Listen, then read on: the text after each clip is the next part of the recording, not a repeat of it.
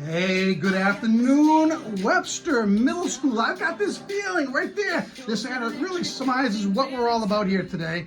We have an opportunity to talk to you guys about Bay Path and the importance of Bay Path as the continuum of education for you.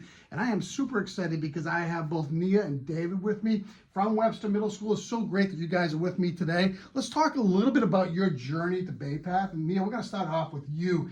What was it like when you first came to Bay Path? Were you nervous? Were you scared? What was it all about? I was a little nervous because it was a lot faster than it was in our other school. They work a lot quicker. You have to get things done at the exact time that they say. So it's a little bit harder, but it was still fun. So they elevated it a little bit for you, and they built you up and brought you up to there. How about you, David? Yeah, I gotta say, it was a little bit difficult kind of merging into this school and just getting these things ready. Taking the bus for the first time ever. You know, Webster Middle School is only 2 minutes away from my house, so it was the first time ever on the bus. A little scary experience, but we got through it immediately. Nice bus driver, nice people.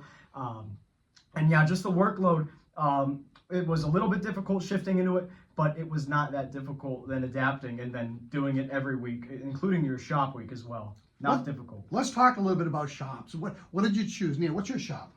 Programming and web development. Talk a little bit about programming and web development. What does it mean to you? How much do you enjoy being part of it? Just what lights your fire about that program? So programming and web development is basically you learn many different programming languages. You get to program different things like robots, websites, and games. And when you program them, you can do basically not whatever you want, but you can program any game that you want. You can, on the side, you can do a video game development club where you get to use what you learned in programming in web and put it into your club and then build your own video game if you want. So there are a lot of opportunities for you to expand upon building things through JavaScript and everything else that's out there in the world of the internet and programming. David, how about you? What are you in for your shop? I'm in drafting right now. Talk a little bit about drafting and how much you like that. So in drafting, the first 2 years, freshman and sophomore year, you're going to be working more mechanical side, so you're going to be working with programs like SolidWorks or AutoCAD. You guys don't know probably a lot about them, but you will get to know them if you do choose drafting or look them up. And then these next 2 years, junior and senior year, you're going to be using a program called Revit. So this is more based on the architectural. So you get a little bit of both in drafting and these planning and sort of engineering types and these STEM things.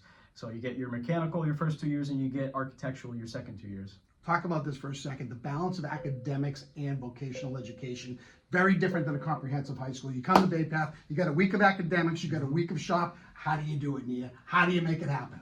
Well, first, when we go to academics, I make sure that I have all the stuff that I need. Make sure that I do all the work that I need to do before shop week, and with the shop week homework that I get, I make sure to organize that throughout the shop week.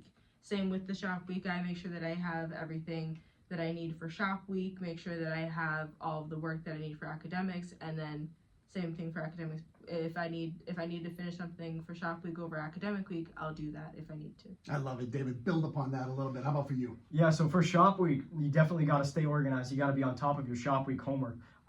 It's not going to be a lot until Sunday night reaches and you haven't done it yet.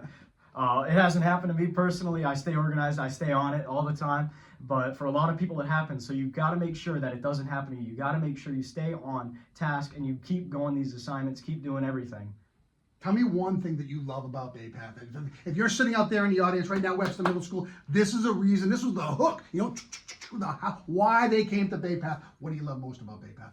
I love the shops that we get to do, especially even just the exploratories. You get to see many different shops, so even when you leave Bay Path, you don't just have a skill of your own shop, but you have some of the other shops that you got from exploratory. I absolutely love that. David?